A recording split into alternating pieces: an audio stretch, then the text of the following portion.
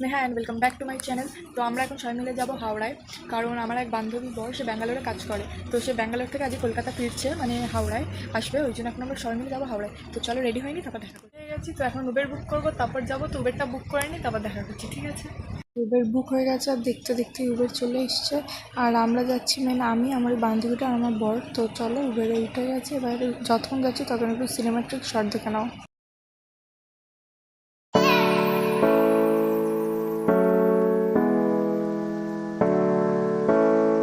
তো আমরা হাওড়া স্টেশনে এসে গেছি। তো প্ল্যাটফর্ম টিকিটও কাটা হয়ে গেছে, আর দেখতে দেখতে ট্রেনও চলে এসছে। আর বান্ধবীর বড়ও চলে আসছে নিশ্চয়ই। তো ওর সাথে ছবি তুলে নিই। পড়ায় কোনো ভিডিও করতে পারিনি, তো এখন আমি বাড়ি চলে এসেছি, এসে ফ্রেশ ট্রেশ হয়ে নিয়েছি।